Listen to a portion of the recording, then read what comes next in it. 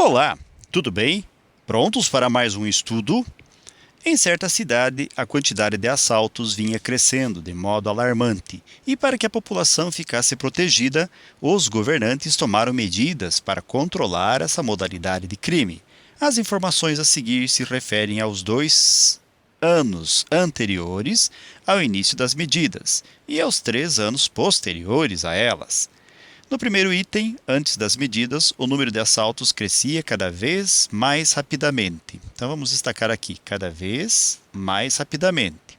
Em termos de funções, quando aprofundarmos os nossos estudos, vamos descobrir que o modelo exponencial pode descrever um crescimento cada vez mais rápido.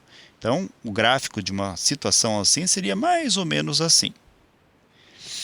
Bem, no item 2, no primeiro ano após as medidas, o número de assaltos se estabilizou.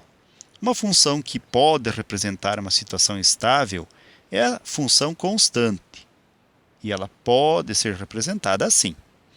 Vamos continuar então? No item 3, no segundo e no terceiro ano após as medidas, o número de assaltos passou a diminuir, porém cada vez mais lentamente.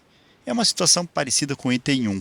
Quando se estuda a característica de funções exponenciais, nós percebemos que existe um decréscimo que vai sendo realizado assim, de modo cada vez mais lento e numa curva mais ou menos como a que eu mostrei agora. Bem, tomando como T0 o instante 2 anos antes do início das medidas, de acordo com as informações acima, o gráfico que melhor representa essa situação é. Retornando então à análise, vejam só, no item 1, antes das medidas, o número de assaltos crescia cada vez mais rapidamente.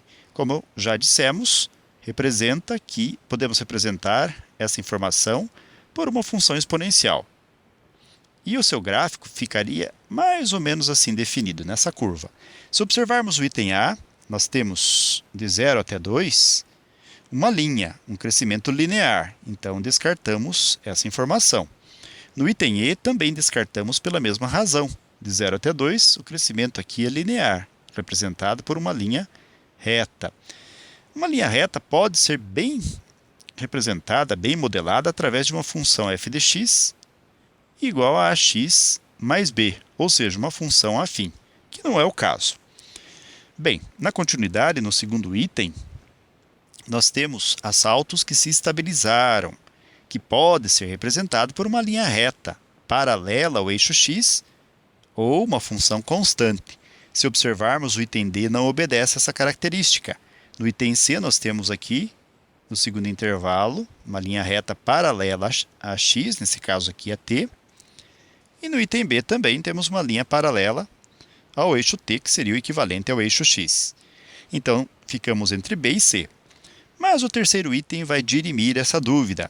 No segundo e no terceiro ano, após as medidas, o número de assaltos passou a diminuir, porém cada vez mais lentamente. No item C nós temos um decréscimo que é linear também, próprio de uma função f de x igual a x mais b, ou seja, uma função afim.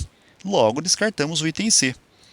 E a que pode representar as informações é justamente o item B, seja por exclusão, seja pela análise gráfica que fizemos de um modo intuitivo durante a leitura do texto da questão. Ok, galera? Então, concluída esta análise, este breve estudo, desejo para vocês tudo de bom. Muito sucesso em sua caminhada. Que vocês sejam muito felizes, que se quiserem e puderem, retornem outras vezes. E até o nosso próximo estudo. Tchau!